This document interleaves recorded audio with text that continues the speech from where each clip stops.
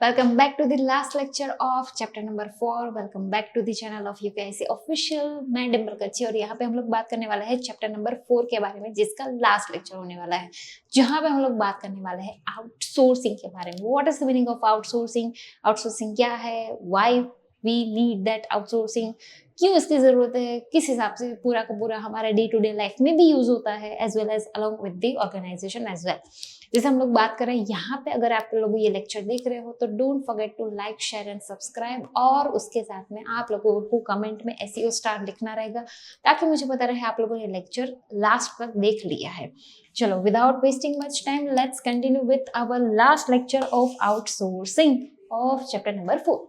यहाँ पे हम लोग बात करने वाले हैं simple meaning of outsourcing. Whenever you are going to study your 12th standard, वहाँ पे एक मैनेजमेंट के ऊपर ही आपका पूरा BA होने वाला है. भाई मैनेजमेंट क्या है, उसके अलग अलग फंक्शंस क्या है, ये उसी के ऊपर पूरा 12th स्टैंडर्ड आपका है. Simple meaning of management means भाई दूसरों के पास से काम निकलवाने की एक आर्ट, उसको बोला जाता है मैनेजमेंट. आउटसोर्सिंग का मतलब भी वैसा ही है.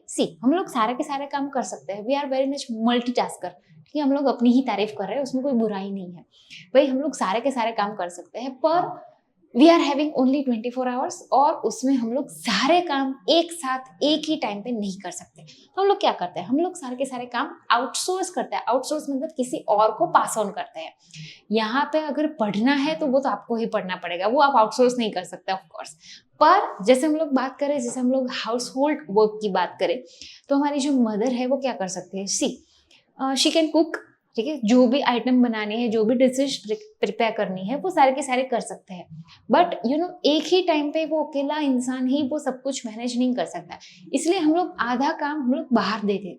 फॉर एग्जाम्पल कि हम लोग अगर घर पे कोई गेस्ट आने वाले हैं, बहुत सारे गेस्ट, तो हम लोग ऐसा करते हैं कि जैसे हम लोग पराठे हैं तो वो घर पे बना लेते हैं, because it is very easy and it will be very convenient for us.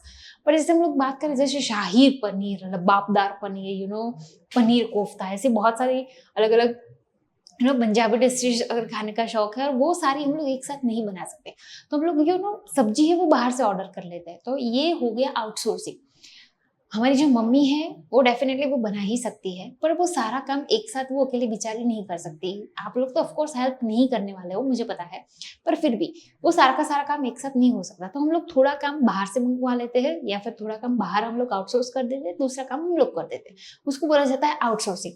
अब हम लोग डेफिनेशन की ओर देखेंगे तो आपको बहुत ईजी लगेगा कि भाई व्हेन मिसलेनियस वर्क, ठीक है, एक्स्ट्रा वर्क को बोला जाता है मिसलेनियस वर्क, और process is handed over to the other group by the business group as per the contract या फिर prescribed time. ठीक है, यहाँ पे हम लोग अगर स्टडी के रिलेटेड बात करें तो यहाँ पे एक बिजनेस ग्रुप होता है, वो एक किसी के साथ कॉन्ट्रैक्ट बेसिस पे होता है कि आपको मुझे इतने टाइम में इतनी सारी एडवर्टीजमेंट बनानी रहेगी, या फिर आपको इतने टाइम में इतने सारे वर्क आपको कंप्लीट करने को रहेंगे. ठीक है, तो ये जो मिसलेनियस वर्क होता है, जो हम लोग बाहर किसी और को देते हैं, उसे बोला जाता है आउटसोर्सिंग. सिंपल मीनिंग समझ में आ गया? ठीक है. हेलो स्टूडेंट्स, कैसे हो आप सब लोग? आज मैं एक छोटी सी अनाउंसमेंट करने आया हूँ. हम लोग ने एक नया कोर्स अनाउंस किया हुआ है. वो कोर्स है क्योंकि आप सब बच्चों का बहुत सारा प्यार था और बहुत सारे कमेंट्स आ रहे थे, हम लोग को DMs आ रहे थे इंस्टाग्राम के ऊपर कि सर अगर हमें लाइव में बैठना, क्योंकि आप अपने जो क्लास के जो वीडियोस है उसे ही आप दे रहे हो, तो अगर हमें लाइव सेशन में बैठना हो, उसके साथ डाउट पूछने हो, तो क्या कर सकते हैं हम लोग? तो हमने एक स्पेशली कोर्स बनाया हुआ है. पायलट टेस्टिंग हमने अभी उसका कंप्लीट कर लिया है. उस कोर्स के अंदर आप UKIC ऑनलाइन पे जाके, या तो फिर UKIC ऑनलाइन की ऐप पे जाके 11th के लाइव लेक्चर्स वाला एक कोर्स है 7199 रुपीज़ का, जिसके अंदर हम लोग 2 चीज़ें आपको देते हैं. एक, आपको नोट्स मिल जाती है, तो आप हमारे साथ जो बच्चे जो सम्स गिनते हैं वैसे ही सम्स कर सकते हो. दूसरी चीज़, आपको सारे के सारे लाइव लेक्चर्स हैं. लाइव लेक्चर्स हमारे नॉर्मली 3 दिन रहते हैं. मंडे को रहता है, वेडनेसडे को रहता है और फ्राइडे को रहता है. टाइमिंग होता है 2:30 to 3:30. हाँ, अगर मान लो ये टाइमिंग पे आप स्कूल पे हो, या तो आप कोई दूसरी एक्टिविटी में हो जहाँ पे ये अटेंड नहीं कर सकते, तो आपको ये सारे लेक्चर्स का वीडियो रिकॉर्डिंग्स मिल जाते हैं. एज वेल एज ये सारे जो लेक्चर्स हैं उन सबकी PDF भी ऑन द स्पॉट अपलोड कर दी जाती है. अभी के स्टेज के अंदर हम लोग ने ये सारी चीज़ें करके रखी है. Also we are planning to introduce कि जहाँ पे आप लोगों को एग्जाम के पेपर्स भी मिलते जाए. आपको एग्जाम पेपर किस तरीके से प्रैक्टिस करनी है, क्या करनी है, उसका क्या एक्चुअल सॉल्यूशन होना चाहिए, वो सारी चीज़ें हम लोग धीरे धीरे डाल रहे हैं. तो अगर आपको हमारे साथ, और हाँ अगर आप उसके अंदर लाइव के अंदर ज्वाइंट हो रहे हो, तो आप डाउट भी पूछ सकते हो कमेंट के अंदर, तो जहाँ पे मैं खुद आपसे डाउट जो है आपके ऑन द स्पॉट क्लियर करवाऊँ. इससे एक आदत बहुत अच्छी बनेगी, क्योंकि आप मेरे साथ कैलकुलेशन भी करते जाओगे, मेरे साथ ही करते जाओगे, तो एक रेगुलरिटी आएगी। और इन दैट केस अगर मान लो आप मंडे को, वेडनेसडे को, फ्राइडे को, किसी एक दिन मान लो अगर आप नहीं आ पाए, तो आप उसका रिकॉर्डिंग तो डेफिनेटली चेक कर सकते हो। ये रिकॉर्डिंग पूरे साल तक रहेगा आपके पास, और सारी की सारी नोट्स जो है वो आपके घर पे डिलीवर कर दी जाएगी विदाउट एनी एक्स्ट्रा कॉस्ट। तो नोट्स भी आपके पास आ जाएगी, आप लेक्चर्स को भी देख सकते हो, आपको अकाउंट स्टेट्स के जितने पेपर्स है वो भी हम लोग दे देंगे, उसका सॉल्यूशन भी मिल जाएगा। तो सारी चीज़ें आपके पास होगी। अब आप डेफिनेटली अच्छी तरीके से काम कर सकते हो। अभी भी हमारा फर्स्ट टर्म नज़दीक आ रहा है, पर ये जो हमारी पूरी सीरीज़ है वो पूरे साल चलने वाली है। तो हम लोग फाइनल अकाउंट्स करेंगे, बहुत सारी चीज़ें करने वाले हैं। तो वो सारी चीज़ों को अगर आपको ज्वाइन होना हो तो उस कोर्स पे जाके ज्वाइन नाउ करके ज्वाइन कर सकते हो। Bye, see you, tata, continue with your lecture. अब हम लोग बात करें तो भाई आउटसोर्सिंग, उसके टोटल 2 पार्ट है, बीपीओ और केपीओ। बीपीओ का मतलब होता है बिजनेस प्रोसेस आउटसोर्सिंग, जहां पे हम लोग बात करें बिजनेस रिलेटेड वर्क, वो सारे हम लोग बाहर आउटसोर्स करते हैं। और जैसे अगला हमारा आने वाला है केपीओ। केपीओ का मतलब होता है नॉलेज प्रोसेस आउटसोर्सिंग। तो वहां पे नॉलेज मतलब बहुत ही आपको सोच समझ के डिसीजंस लेने पड़ते हैं, और वो यहाँ पे दिमाग वाला काम होना चाहिए। यहाँ पे ऐसा कोई नहीं, यहाँ पे आप जो भी काम होता है वो आप एक पर्टिकुलर ग्रुप या फिर ऑर्गेनाइजेशन को आप हैंड ओवर करते हो। यहाँ पे कोई भी उसका मेन रीजन नहीं होता, बस आपको लो रेट में वो सारी की सारी चीजें यहाँ पे मिल जाती है। ठीक है, जैसे आप लोग एक बिजनेस होता है तो आप अकाउंटिंग किसी और फर्म को देते हो, आप लोग जो भी फाइनेंशियल सर्विसेज है वो किसी अलग डिपार्टमेंट को दे देते हो। जैसे आप कॉलिंग डिपार्टमेंट है तो उसका पूल अलग रहता है।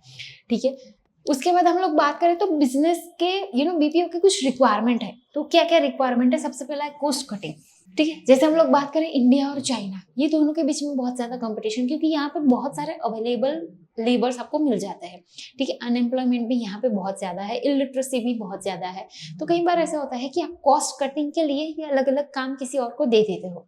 उसके बाद focus on principal works of the company. अगर आप सारा का सारा काम नहीं करते, आप जो इंपॉर्टेंट काम है उसी के ऊपर आप ध्यान देते हो, तो जो मिसलेनियस वर्क है उसको आप अलग डिपार्टमेंट या फिर अलग सेक्टर को आप दे देते हो। तो आप अपना जो मेन वर्क होता है उसके ऊपर आप फोकस कर सकते हो। उसके बेनिफिट ऑफ एफिशिएंसी, आपकी एफिशिएंसी और भी बढ़ती है। देखिए, क्योंकि आप एक ही काम के ऊपर एक ही आपका जो मेन टॉपिक है उसके ऊपर ही आप ध्यान देते हो, तो आपका वर्क करने का एफिशिएंट तरीका भी बहुत ज्यादा बढ़ेगा, क्योंकि आपको पता है कि आपको किसके ऊपर ही काम करना है। दूसरी सारी चीजों के ऊपर आपको उसका कुछ ध्यान देने की जरूरत नहीं है। That's not what I mean to say, पर द मेन थिंग इज कि आपको वहां पे उसके ऊपर आपको उतना ज्यादा टेंशन लेने की जरूरत नहीं है। उसके बाद तो कहते हैं डायनामिक डिमांड, आप लोगों की अलग अलग डिमांड है उसके ऊपर आप फुलफिल कर सकते हो। फॉर एग्जाम्पल कि एक प्रोडक्ट है, जैसे शैम्पू है, ठीक है, तो शैम्पू एक ही टाइप का नहीं मिलता। जैसे पेंटीन है, लॉरियल पेरिस है, कोई भी है, तो उसके बहुत अलग अलग टाइप्स होते हैं। वो हेयरफॉल डिफेंस में भी आता है, वो सिल्क एंड स्मूदिंग वो वाले सेशन में भी आता है, अलग अलग सेशन में आता है। ये थिक एंड लॉन्ग हेयर, वो सारी की सारी चीजों में आता है। तो यहाँ पे आप लोगों की डिमांड के हिसाब से आप उसके ऊपर वर्क कर सकते हो, पर उसके लिए यू नीड टाइम। तो टाइम के लिए आपको एक वर्क के ऊपर फोकस करना रहेगा, तो ही आप उसके अलग अलग 360 डिग्री एंगल आप सोच सकते हो। इसलिए आपको सारे काम किसी और को देना जरूरी बनता है। लास्ट में आता है इंक्रीजिंग प्रॉफिट। अगर आप ये दोनों चीजें बहुत ही प्रॉपरली करोगे तो ऑटोमेटिकली ये इफेक्ट यहाँ पे होने ही वाला है। ठीक है, हेलो एवरीवन, आप सबके लिए एक मेगा अनाउंसमेंट। हम लोगों ने आपकी स्टडीज़ का जो सफ़र है वो और एंगेजिंग हो और इफेक्टिव हो, उसके लिए एक प्रोडक्ट लॉन्च की है। देखते हैं क्या है इसमें। अब आप लोग हमारे साथ अकाउंट्स और स्टेट्स के क्वेश्चन घर बैठे सॉल्व कर सकते हैं, क्योंकि हमने बुक डिज़ाइन की है कुछ इस तरीके से, जहाँ पे क्वेश्चन है और उसके नीचे एक स्पेस दी गई है, जो हम यहाँ पे क्वेश्चन सॉल्व करेंगे वो वहाँ पे कर सकते हैं। और साथ साथ में प्रैक्टिस सम्स रखे हर लेक्चर के बाद, जो आपको करना है, जिससे आपके कॉन्सेप्ट हो जाएंगे बहुत ही क्लियर, और साथ साथ में नेक्स्ट लेक्चर की अंडरस्टैंडिंग हो जाएगी बहुत ही बेहतर, क्योंकि कर रहे हो हमारे साथ solve with the help of this books. Economics और बिजनेस एडमिनिस्ट्रेशन, जिसे हम लोग OCM के नाम से भी जानते हैं, हम लोगों ने नोट्स कुछ इस हिसाब से बनाई है, जहाँ पे MCQs, 1 liners, 2 marker, 3 marker, 5 marker as per board pattern, जिस हिसाब से बोर्ड का पैटर्न है उसी हिसाब से फॉलो किया। और काफ़ी जगह पे काफ़ी चैप्टर्स में मैंने समरी नोट्स भी रखी है, जिस वजह से होगा क्या कि आप लोगों के लिए और ज़्यादा अच्छा हो जाएगा, क्योंकि टेक्स्ट बुक में काफ़ी बार ऐसा होता है ये डिफ़िकल्ट हो जा रहा है या कुछ हो जा रहा है, तो उसके लिए हम लोगों ने कुछ इस हिसाब से किया है। और काफ़ी चैप्टर्स में मैंने समरी भी दी है कि आप ये समरी देख लीजिए, आपके लिए और और ईजी हो जाएगा। और स्पेशली अगर अब ये वीडियोस भी देख रहे हैं साथ साथ में और वो नोट्स को भी फॉलो करेंगे तो आपके लिए और आसान हो जाएगा। तो बच्चों, अगर आपको ये नोट्स परचेस करनी है so you don't have to worry, link मैंने ऑलरेडी डिस्क्रिप्शन में दे दी है। आपको यहाँ पे स्क्रीन पे भी दिखती होगी कि भाई आप लोगों को अगर ये नोट्स, हमारी जो अकाउंट स्टडी को भी मेन 4 सब्जेक्ट्स की जो अगर नोट्स है वो अगर आपको चाहिए तो it would cost only ₹4100। Don't worry, delivery charges है वो हम लोग बेयर करेंगे आपके लिए, तो इतना तो हम लोग कर ही सकते हैं, ठीक है। तो यहाँ पे जितनी भी सारी चीज़ें हैं, ये हमारे मेन 4 सब्जेक्ट्स की नोट्स, वो आप लोगों को सिर्फ 4100 में मिलने वाली है। YouTube पे आप हमारी नोट्स के साथ भी आप लोग पढ़ सकते हो, तो यहाँ पे आपकी पढ़ाई होगी और भी आसान with the help of UKIC online. Wish you all the very best. और अगर कुछ भी डाउट हो कमेंट सेक्शन में आप कमेंट कर सकते हो। तो बस हमारे YouTube वीडियोस के साथ ये बुक्स के साथ आपकी प्रैक्टिस हो जाएगी एक लेवल ऊपर, और वही चीज़ चाहिए हम लोगों को जहाँ पे मार्क्स अच्छी तरीके से स्कोर कर पाए। तो हैप्पी लर्निंग, मिलते हैं हम लोग बाद में। Bye bye, see you, tata, आओ। उसके बाद हम लोग बात करें BPO, जो उसके अलग अलग स्कोप है। जो सबसे पहला है फ्रंट ऑफिस और दूसरा है बैक ऑफिस। फ्रंट ऑफिस में हम लोग बात करते हैं कि जो कस्टमर ओरिएंटेड बात होती है, मार्केटिंग, टेक्निकली, ठीक है, वो सारी चीजें आती है। और बैक ऑफिस में हम लोग बात करें तो वो सारे बिलिंग, परचेजिंग, वो सारी की सारी डेटा एंट्री वगैरह वगैरह, ये सारी चीजें आती है बैक ऑफिस में। उसके बाद हमारा जो अगला टॉपिक है that is known as KPO, जिसका मतलब होता है नॉलेज प्रोसेस आउटसोर्सिंग, जहां पर नॉलेज बेस्ड आप प्रोसेस करते हो या फिर आउटसोर्स करते हो अपना जो भी वर्क है। अब नॉलेज मतलब ये कुछ समझ में नहीं आया। यहाँ पे ऐसा है कि अगर आपका कोई एक बिजनेस है तो वहां पे आप नॉलेज प्रोसेस किस हिसाब से करते हो कि भाई आपको एक फाइनेंशियल एडवाइजर चाहिए, ठीक है। आप लोग अपने हिसाब से आपका बिजनेस को पता है, पर जो फाइनेंशियल एडवाइजर होता है वो आपको और भी अच्छी तरह से गाइड करता है कि आपको पैसे यहाँ पे नहीं यहाँ पे इन्वेस्ट करने चाहिए तो आपको ज्यादा प्रॉफिट मिलेगा, ठीक है। तो ये फाइनेंशियल एडवाइजर है, वो हमारा KPO हो गया। उसके बाद जैसे हम लोग बात करें लॉयर्स, आपको सारे रूल्स, रेगुलेशंस, लॉज आपको पता नहीं है, ठीक है, तो आपको एक लॉयर को हायर करना पड़ेगा। जैसे CA है, तो ये सारा हमारा काम हो गया knowledge process outsourcing, knowledge related. आपको कोई भी बिजनेस में कॉम्प्लेक्स प्रॉब्लम आते हैं तो वो लोग है वहां पे सॉल्व करने के लिए, आपको उसके ऊपर ज्यादा टेंशन लेने की जरूरत नहीं है।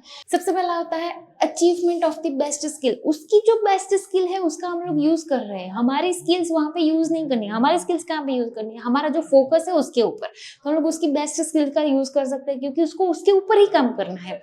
उसके बाद maximum use of the resources, हमारे पास जितने भी सारा रिसोर्सेज है उसका हम लोग बहुत सोच समझ के उसका यूज कर सकते हैं, राइट। उसके बाद सॉल्यूशन दी कॉम्प्लेक्स प्रॉब्लम, भाई आप कौन से लॉ के कौन से सेक्शन में, सब सेक्शन में आप लोग फंस गए हो, वो आपको पता नहीं है ऑफ कोर्स, तो आप उसको बोलोगे तो वो आपको कोई भी कॉम्प्लेक्स प्रॉब्लम में से आपको निकाल सकता है। तो ये हमारा बेनिफिट हो गया। Special attention to the principal function, आप अपने मेन फोकस, आपका जो वर्क है उसके ऊपर आप फोकस कर सकते हो। Again the repetition of point. Reduction in risk, आपको रिस्क लेने की जरूरत नहीं है, जो भी है वो रिस्क टेकर वहां पे बैठा है। रिस्क होगा तो आप उसको पूछ लेना कि भाई ऐसा हम लोग करे तो, ना करे तो आपको गाइड करेगा, ठीक है। तो आपके ऊपर उतना ज्यादा रिस्क नहीं आएगा। रिडक्शन ऑफ एक्सपेंडिचर, आप धीरे धीरे जो फालतू में खर्चे हो रहे हैं उसका आप रिड्यूस कर सकते हो, क्योंकि आपको नहीं पता था तब आप वहां पे इन्वेस्ट कर रहे थे। अब जब आपको पता चल गया है तो वो आपका एक्स्ट्रा एक्सपेंस है वो चला जाएगा। Maximum use of the money, आप अपने मनी का बहुत अच्छे से यूज कर सकते हो क्योंकि पूरा डिपार्टमेंट एक इंसान के ऊपर ही है, वो हैंडल करेगा, वो गाइड करेगा कि आपको अपने पैसे कहाँ पे है, भाई जहाँ पे बेनिफिट होगा वहीं पे वो आपको गाइड करेगा, ठीक है। और उसके बाद जैसे हम लोग बात करें उसके कुछ स्कोप है, आपको बिजनेस में एक्सपांड करना है, आपको नए नए रिसर्च करने, तो आप ये सारी चीजें दे सकते हो। लीगल सर्विस, जैसे मैंने बोला कि आप लोग किसी लॉयर को हायर कर सकते हो। मेडिकल सर्विस के लिए आप, अगर आपकी ऑर्गेनाइजेशन इतनी बड़ी है तो आप एक हॉस्पिटल भी वहाँ पे ओपन अप कर सकते हो। ट्रेनिंग एंड गाइडेंस, ये पूरा का पूरा जाता है HR डिपार्टमेंट में, ठीक है, तो आप उसका अलग डिपार्टमेंट हैंडल कर सकते हो। Research and development, again this goes with the HR function only. Computer programming, जहाँ पे कोडिंग, ठीक है, आप लोग को जो भी साइट क्रिएट करनी है तो उसके लिए भी आप अलग से टीम हायर कर सकते हो। एनिमेशन एंड डिजाइनिंग, ये सारा का सारा एक ही अंदर आता है। तो यहाँ पे आप लोगों का जो भी मेन फंक्शन था of KPO and BPO that is going to an end. Again this is one of the most important question, भाई ध्यान से, ये chapter one of the easiest chapter है, तो दैट डजंट मीन कि आप इसको निगलेक्ट करो, ठीक है, बहुत ध्यान से पढ़ना। कोई भी डाउट हो आप कमेंट सेक्शन में कमेंट कर सकते हो, we will try to reach you as soon as possible. मिलते हैं हम लोग चैप्टर नंबर 5 में। Till then bye bye.